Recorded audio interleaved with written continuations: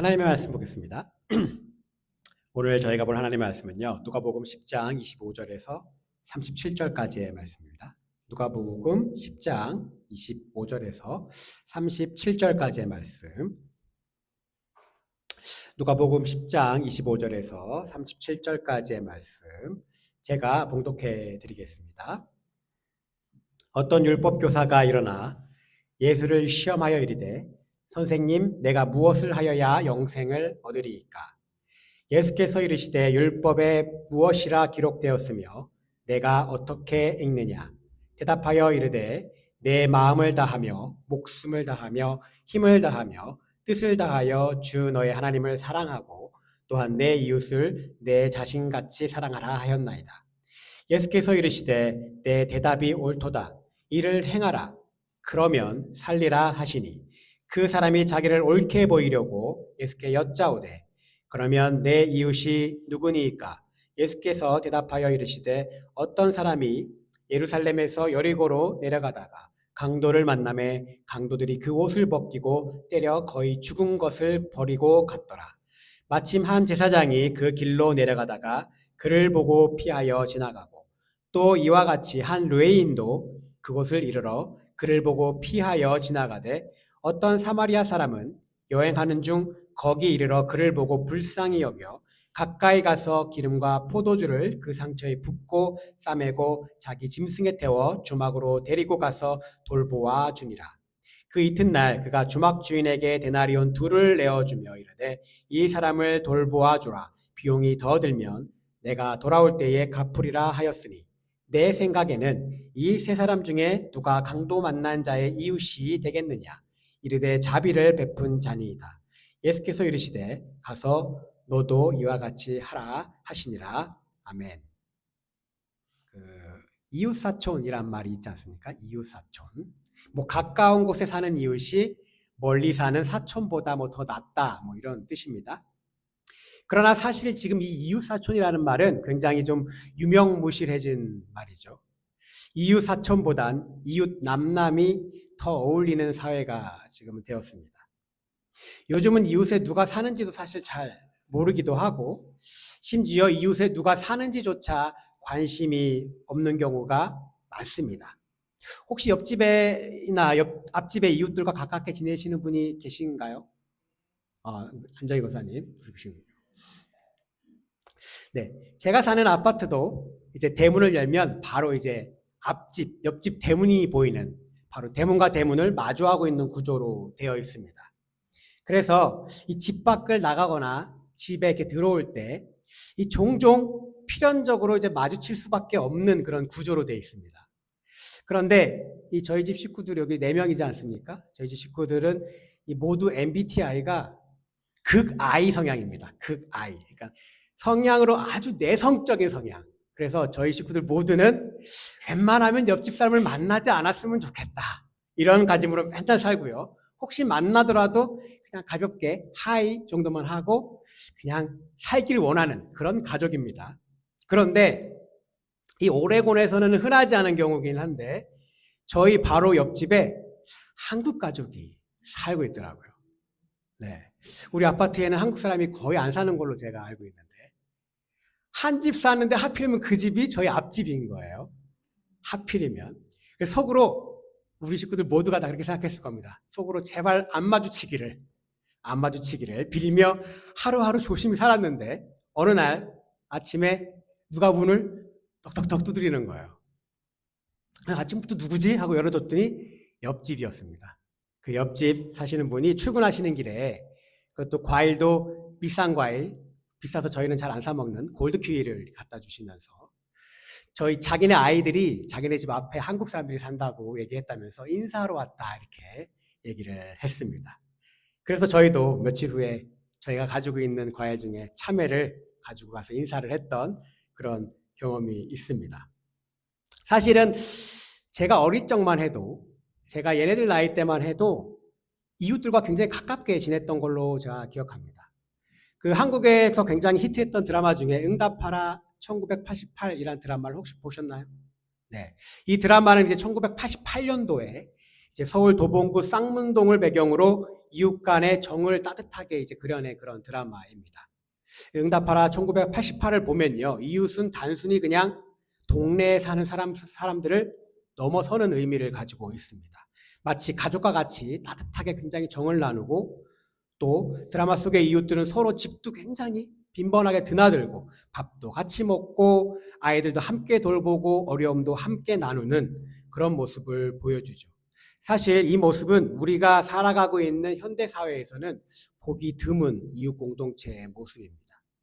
저도 한 20살 이후, 20살 이후에 기억하기로는 한국에서 제가 살던 아파트 옆집에 사실은 누가 살았는지 기억이 없습니다.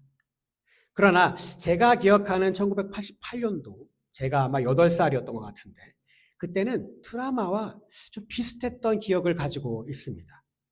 그 당시 살았던 시청자들에게는 그 모습이 굉장히 깊은 감동과 향수를 불러일으켰지만 한편으로는 또 우리의 삶에 대한 모습에 대한 굉장한 좀 씁쓸함을 남기기도 했었죠. 오늘 우리가 읽은 이 본문 말씀은요, 성경 안에 많은 이웃들에 대한 이야기가 있지만 이웃사랑에 관한 성경 구절을 우리가 한번 떠올려 보자 하면 가장 먼저 떠올리는 바로 그 말씀입니다. 바로 선한 사마리아인의 비유라고 하는 그런 명확한 소제목이 붙어 있는 이야기이죠. 실제 현대사회에 선한 사마리아인법이 있는데 그 법의 모태가 된 이야기이기도 합니다. 이 선한 사마리아인은 우리에게 있어서 좋은 이웃, 즉 성경에서 말하는 우리가 본받아야 할 참 이웃의 표본으로 여겨지고 있습니다.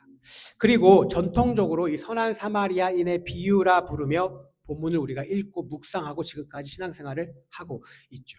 그러다 보니 자연스럽게 이 선한 사마리아인이 강도 만난 자에게 행한 그 선한 행위에 우리가 굉장히 초점을 많이 맞추게 됩니다. 그리고 자연스럽게 어려움을 당한 이웃에게 자비를 베풀어야 한다. 그게 바로 이웃사랑을 실천하는 것이다 라는 것을 강조하고 있는 것으로 우리가 받아들입니다. 뉴욕에 있는 맨하탄에 있는 이 리디머 교회 담임 목사셨던, 지금은 이제 고인이 되셨죠, 팀 켈러 목사님께서 많은 책을 쓰셨는데요. 그분이 쓴 책 중에 이 탕부 하나님이란 책이 있습니다. 탕부 하나님. 그렇게 두껍지 않은 책이라서 누구나 쉽게 읽을 수 있는 책인데요. 그 책은 누가복음 15장에 나오는 이 탕자의 비유, 우리가 잘 알고 있는 탕자의 비유로 불려지는 말씀을 가지고 쓴 책입니다. 그런데 이 팀 켈러 목사님은 이렇게 말을 하셨는데요. 이 본문은 탕자의 비유로 우리가 불려지지만 자신은 이 말을 사용하지 않겠다 이렇게 얘기합니다. 그 이유로는요, 이 비유는 한 아들만을 위한 이야기에 초점을 맞추어 놓는 건 옳지 못하다. 예수님도 이 비유를 탕자의 비유라고 부르지 않으셨고 또 이 비유를 가지고 어떤 사람에게 두 아들이 있는데 라면서 이 비유를 시작했다는 겁니다. 또 실제로 이 이야기는 동생 못지않게 그 탕자의 형에 대한 이야기이기도 하고 두 아들 못지않게 바로 그 아버지에 대한 이야기이기도 하다 이렇게 말했습니다. 우리가 이 비유의 제목을 탕자의 비유라고 정해놓고 보는 순간, 그 순간 이 비유는요 탕자의 관점으로만 이 본문을 보게 된다는 겁니다. 그렇게 되면 사실 이 비유에 나오는 또 다른 아들, 그 형에 대해 예수님이 우리에게 주는 중요한 메시지를 우리가 놓칠 수도 있다라는 것이죠. 그래서 이 팀 켈러 목사님은 나는 이 비유를 탕자의 비유가 아닌 두 잃어버린 아들에 관한 비유라 부르는 게 더 나을 것 같다 이렇게 말합니다.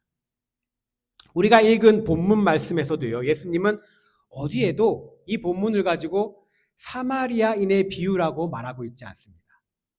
이 30절을 보면요, 이렇게 기록되어 있죠. 어떤 사람이 예루살렘에서 여리고로 내려가다가 강도를 만나매 라고 말하며 예수님은 지금 이 비유를 시작하고 계십니다.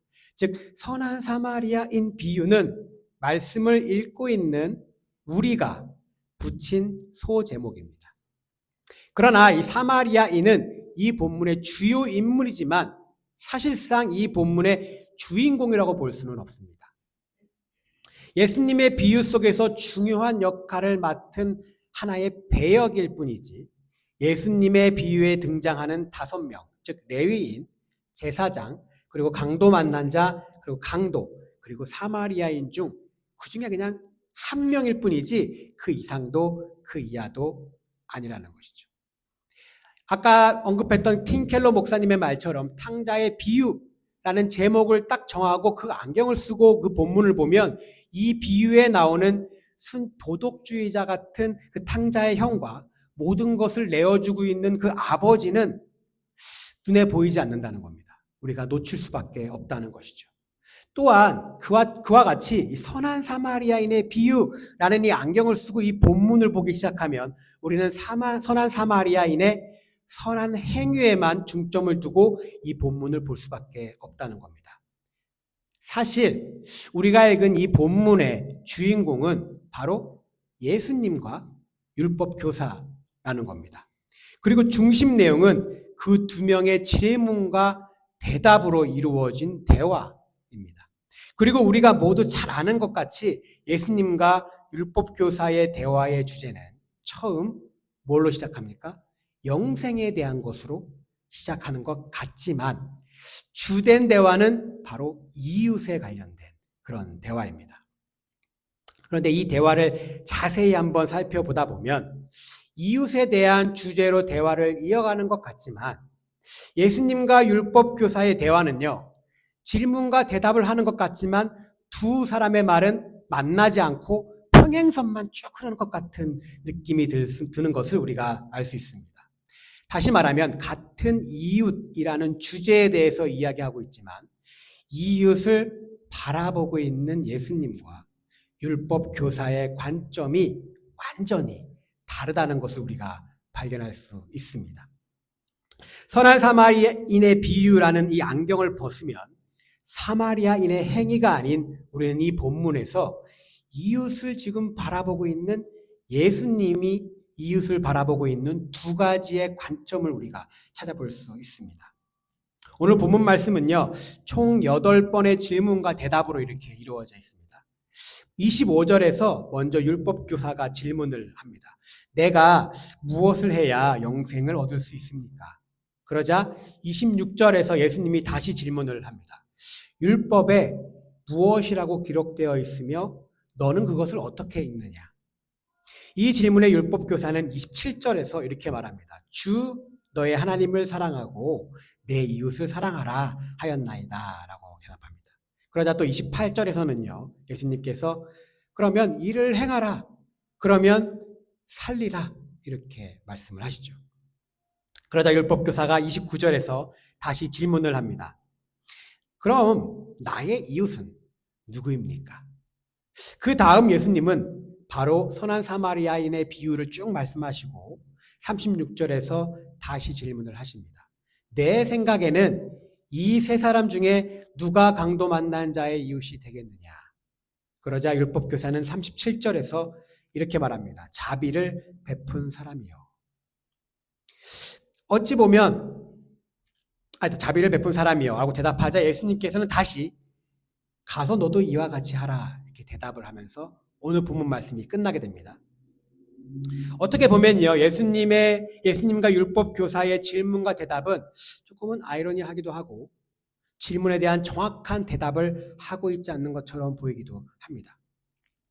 우리가 예수님과 율법교사의 대화에서 첫 번째로 발견할 수 있는 것은 두 명이 바라보고 있는 이웃의 범위, 즉 이웃의 범주 자체가 다르다는 것입니다. 율법교사는 누구입니까? 다른 말로 하면 서기관이라고도 하죠. 그들은요, 율법을 연구하고 율법을 공부하는 누구보다 율법의 전문가들입니다. 밥 먹고 하는 일이라곤 율법 읽고 율법 연구하는 일만 하는 사람들이에요. 혹시 여러분 중에 유대인 회당에 한번 방문해 보신 분들이 계시는지 궁금합니다. 저는 이제 대학생 때 이제 교수님과 함께 예전에는 미군 부대가 용산에 지금은 옮겼다고 들었는데 용산에 있었습니다. 그때 용산 미군 부대 안에 가면 유대인 회당이 있습니다. 아마도 그 미군들 중에 유대인들이 있기 때문에 그런 것 같아요. 그 회당에 방문해서 유대인들과 함께 그 예배에 참석해 본 적이 있었는데요. 그곳에 가서 제가 가장 깜짝 놀랐던 건 그 회당에 있는 랍비가 구약 성경 책을 보지 않고 성경을 달달달달 외운다는 거였습니다. 그냥 몇 구절 외우는 게 아니고요. 히브리어 성경은 이 마지막 성경이 역대기로 끝나게 됩니다. 우리가 가지고 있는 성경하고 좀 다릅니다. 창세기부터 역대기까지 단 한 번의 오차가 없을 정도로 성경을 달달달달 외운다는 거죠. 이 현대 시대의 회당에서 일을 하고 있는 랍비도 그 정도인데 그 당시 서기관 율법교사는 어느 정도였겠습니까? 아마 성경에 대해서 모르는 게 없었을 것이죠.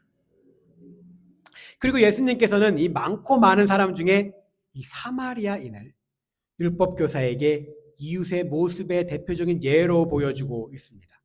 그리고선 36절에서 질문을 예수님께서 던지시는데요.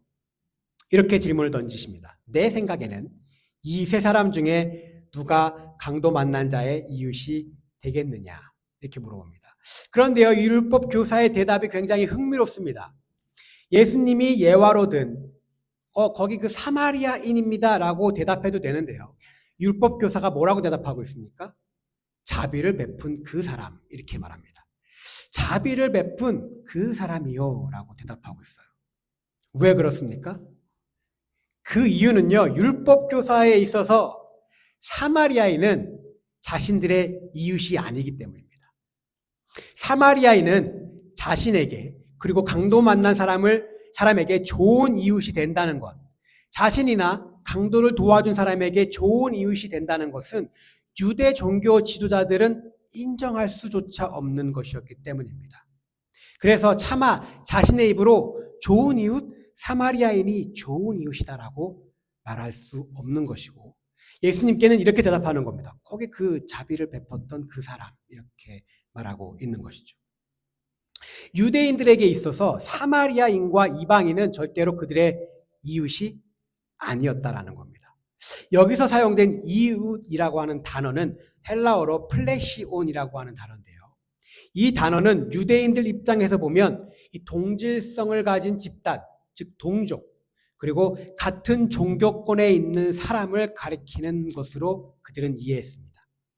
그러니 사마리아인, 이방인, 당연히 자신들의 플래시온 범주에 들어오지 않는 것이죠. 그렇다면 구약, 그들이 말하는 율법에서는 이웃의 범위가 예수님의 생각과 다른가요? 아니요, 그렇지 않다는 것이죠. 내 이웃을 내 몸같이 사랑하라 라는 오늘 말씀, 이 예수님의 말씀은 예수님이 직접 본인이 하신 말씀이 아니라 사실 유대인들이 무엇보다도 소중히 여기는 율법, 즉 레위기 19장에 기록되어 있는 말씀을 예수님께서 인용하신 겁니다. 구약 성경에서 이스라엘 백성들에게 하나님이 늘 하시는 말씀이 있는데 그것은 바로 너희도 애굽 땅에서 이방인이었지 않느냐, 너희도 애굽 땅에서 노예였지 않느냐, 그것을 잊지 말고 나그네, 이방인, 그들을 환대해주고 돌봐줘야 한다라고 하나님께서 계속 말씀하고 계십니다. 다른 누구보다도 율법, 구약 성경을 통째로 외우고 있는 율법 전문가, 율법 교사가 하나님께서 말씀하신 이 사실을 모를 리가 없다는 것이죠. 그러나 그는 실제로 자신의 이웃의 범위를 굉장히 제한시켜 놓고 있다는 겁니다. 우리는 어떻습니까? 우리도 마찬가지 않습니까? 정치색이 다르다는 이유로, 다른 신앙관을 가지고 있다는 이유로, 피부 색깔이 또 다르다는 이유로, 성별이 다르다는 이유로, 심지어 나랑 생각이 같지 않다는 이유로 그들을 우리의 이웃이 아니었으면 좋겠다, 이렇게 말합니다. 우리도 예수님의 가르침을 잘 알고 있음에도 내 기준으로 이웃의 범위를 딱 정해놓고 있는다는 것이죠. 나와 다른 사람들, 나와 맞지 않는 사람들은 나의 이웃이 아니다, 이렇게 말합니다.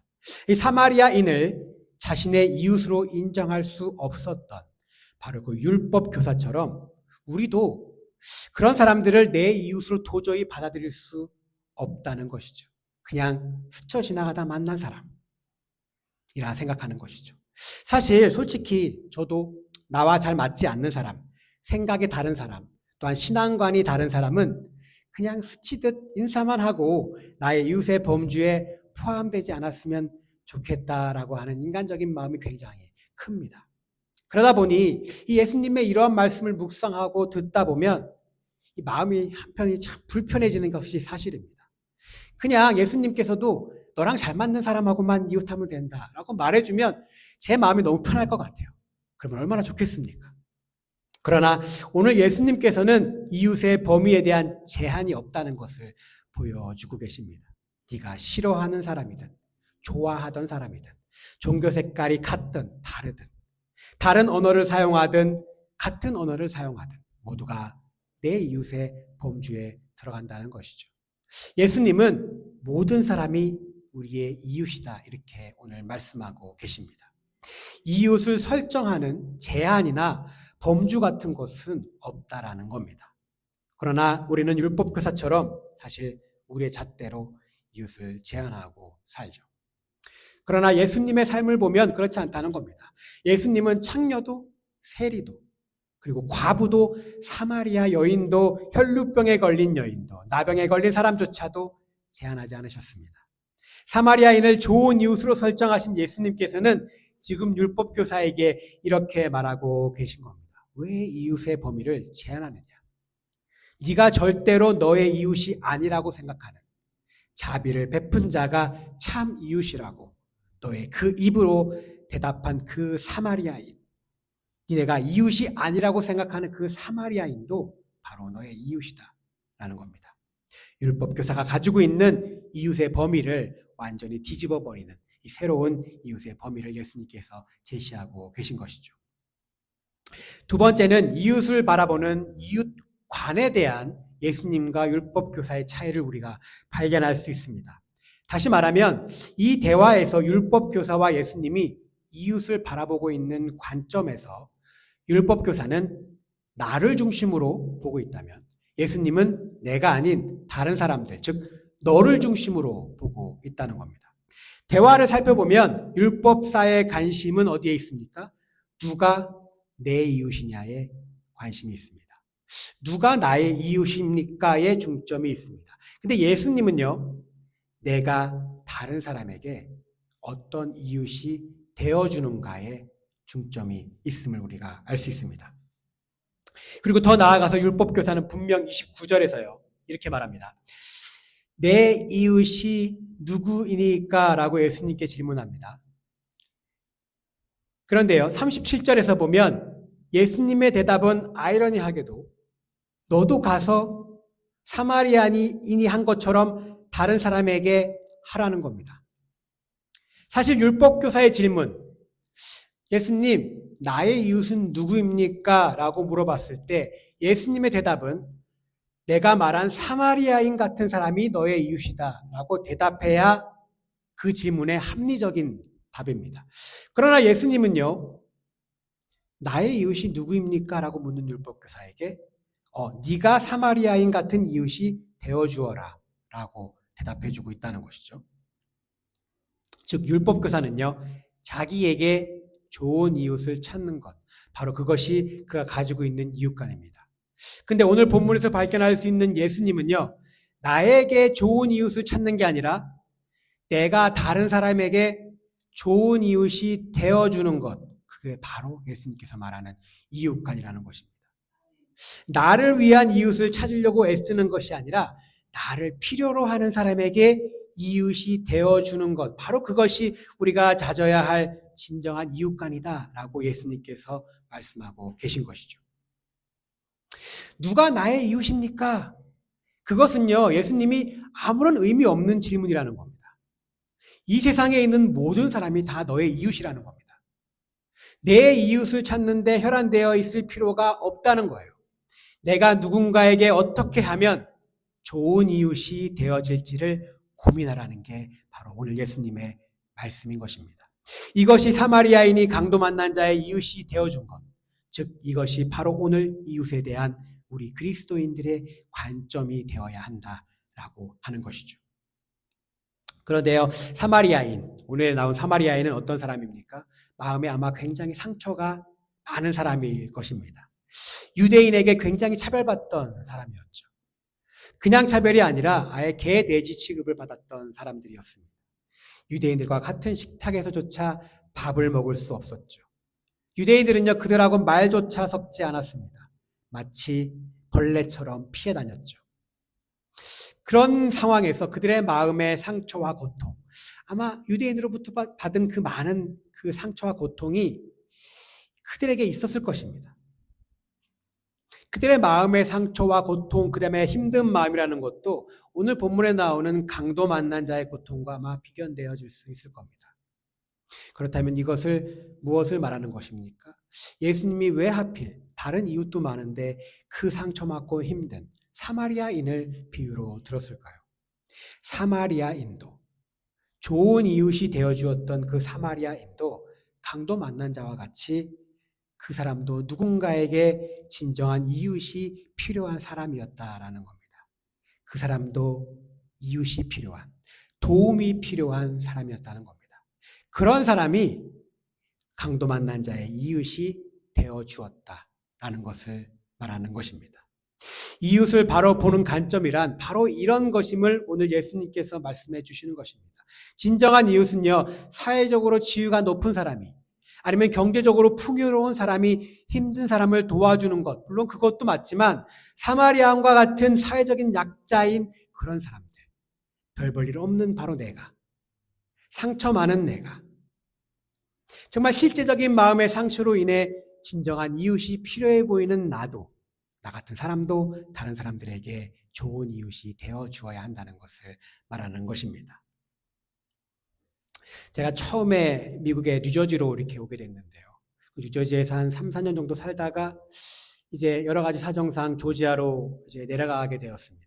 그래서 내려가게 됐었는데요. 이 조지아에서 당분간 이제 생활해야 될 이런 자금이 필요하니까 저희가 뉴저지에서 타던 차를 다 팔고 그 돈을 가지고 조지아로 이제 내려가게 되었습니다. 내려갈 당시에 저희가 뉴저지에서 알던 한 집사님이 자기가 애틀란타에 친한 장로님이 있다고 하시면서 그분을 이제 소개시켜 줄 테니까 내려간 김에 그냥 그분 한번 만나봐라 이렇게 하셨습니다. 그래서 이제 그분을 저희가 이제 내려가서 만나게 되었죠. 저희들은 차가 없었기 때문에 이제 교회도 갈 수가 없었죠. 그래서 저희는 이제 제가 다니던 학교 앞에 미국 교회가 있었는데 걸어서 이제 미국 교회를 나가게 되었습니다. 그런데 이제 어느 날 그 장로님이 자기가 다니는 이제 한인교회에 같이 가자고 연락이 오셨습니다. 그 장로님이 다니시던 교회와 제가 살던 학교는 차로 무려 대략 한 50분 정도 걸리는 거리였습니다. 굉장히 멀죠. 왕복하면 벌써 1시간 40분이 걸리는 거리죠. 그런데 그 장로님은 주일이면 제가 있던 학교로 내려오셔서 저희들을 데리고 그리고 교회로 데리고 갔다가 또 예배가 끝나면 저희를 또 집에다 데려다 주시고 그리고 또 교회로 돌아가셨습니다. 3번을 왕복하신 거죠. 그런데요, 주일이면 이제 저희를 데려가고 내려가시는 중에 집에만 내려주시는 게 아니라 꼭 내려가다가 한인마트에 이렇게 들려서 장을 볼 수 있게 도와주셨습니다. 그런데 그렇게 들려서 장을 보고 우리가 계산하려고 할 때마다 그 장로님이 앞에서 그 물건을 다 계산해 주시는 거예요. 그게 이제 그 다음 주도 그러고 또 그 다음 주도 그렇게 하시는 거였습니다. 그래서 저희가 너무나 이제 부담이 되는 거예요. 그러다 보니까 부담이 되었습니다. 매번 이제 먼 거리를 라이드 해주시는 것도 죄송한데 장까지 봐주시고 계속 우리를 도와주시니까 너무 부담이 돼서 한날은 전화를 드렸습니다. 시간이 없어서 우리가 이제는 미국 교회를 당분간 나가겠습니다. 이렇게 말씀을 드렸어요. 그리고 그 다음 주도 그렇게 했습니다. 그랬더니 어느 날 며칠이 지났을 때 그 장로님한테 전화가 왔습니다. 그리고 말씀하셨습니다. 그때 제가 이제 목사 한 수 받기 전이었기 때문에 이 전도사님 혹시 제가 먼 거리를 이렇게 라이드 해주고 장을 볼 때마다 계산을 해주셔서 그게 너무 부담스러워서 집 앞에 있는 미국 교회를 나가시는 거라면 그러실 필요 전혀 없습니다. 부담 갖지 마십시오. 그리고 나한테 고맙다고 감사하다고 무언가 갚으려고 하실 필요도 없습니다. 이것은 그냥 제가 좋아서 하는 일입니다. 이렇게 말씀하셨습니다. 그러면서 또 이렇게 말씀하셨어요. 전도사님이 지금 저에게 아무것도 해드릴 것이 없어서 부담스러운 것은 제가 100번 이해합니다. 그런데 제 생각에는요, 예수님의 사랑은 나를 통해서 전도사님에게 또 전도사님을 통해서 다른 사람에게 또 그 다른 사람을 통해서 또 다른 사람들에게 흘러가는 것이다. 이렇게 생각합니다. 제가 뭐 특별히 잘해드린 것은 없지만 제가 지금 해드린 것이 고마우시면 나중에 혹시 도움이 필요한 사람에게 이것을 이렇게 전달해 주시면 됩니다. 라고 말했던 기억이 납니다. 예수님은요, 오늘 본문 28절에서 율법교사에게 이렇게 말씀하십니다. 이를 행하라. 이러면 살리라. 이렇게 말씀하십니다.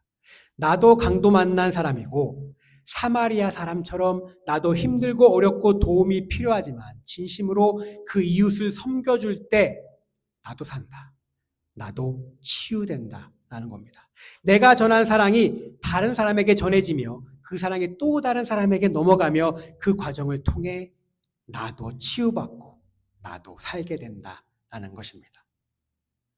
우리가 다른 사람에게 좋은 이웃이 되어주지 못하는 이유가 무엇입니까? 내가 너에게 좋은 이웃이 되어주면, 내가 너에게 좋은 이웃이 되어주었다면 너도 나에게 좋은 이웃이 되어주어야 한다는 생각 때문 아닙니까? 내가 너에게 사랑을 주면 너도 내가 준 만큼의 사랑을 나에게 줘야 한다는 우리가 가지고 있는 이 보상심리 때문에 그렇지 않습니까? 그리고 또 한 가지는 내가 누군가에게 좋은 이웃이 되어주기보단 나에게 좋은 이웃, 나랑 맞는 이웃, 나에게 필요한 이웃을 찾고 그에 따라 이웃을 우리가 제한해 놓기 때문입니다. 우리가 가지고 있는 이웃 간의 전적인 변화가 사실은 필요합니다. 이웃을 바라보는 예수님의 관점으로 우리도 이 세상의 이웃을 바라볼 수 있어야 한다는 것이죠. 예수님의 관점으로 이웃을, 세상을 바라보는 것은 무엇보다도 굉장히 중요합니다. 왜냐하면 우리의 관점이 변하면 예수님의 발자취를 따르는 첫 시작이 되기 때문입니다. 관점의 변화가 우리의 생각과 가치관의 변화를 가져오게 됩니다. 그리고 더 나아가 삶의 방향과 방식을 달라지게 하기 때문입니다. 예수님처럼 우리가 보게 될 때 예수님처럼 생각하게 되고 예수님처럼 행동하게 되고 예수님처럼 우리가 살게 되는 것입니다. 사랑하는 성도 여러분, 지금까지는 이웃을 바라보는 관점이 율법 교사와 별반 다르지 않았다면 이제는 예수님이 말씀하신 것과 같이 이웃의 범위를 일상적으로 만나는 친구 그리고 같은 그리스도인의 일행의 범위를 뛰어넘어가기를 간절히 소망합니다. 나의 도움이 필요한 누군가에게 내가 좋은 이웃이 되어주면 그것으로 되는 것입니다. 나에게 좋은 이웃이 누구인지 아는 것이 중요한 게 아니라 내가 어떻게 하면 내 옆에 있는 나와 같은 처지에 있는 그 사람에게 좋은 이웃, 선한 이웃이 되어줄 수 있을까를 고민하면 그러면 되는 것입니다. 이것이 이웃에 대한 예수님의 관점, 그 관점임을 우리가 기억하며 이번 또 한 주도 살아내시기를 주님의 이름으로 간절히 소망합니다. 그리고 또한 우리 예삼교회도 누군가에게 좋은 이웃이 되어주는 그런 교회가 되기를 또 간절히 소망합니다.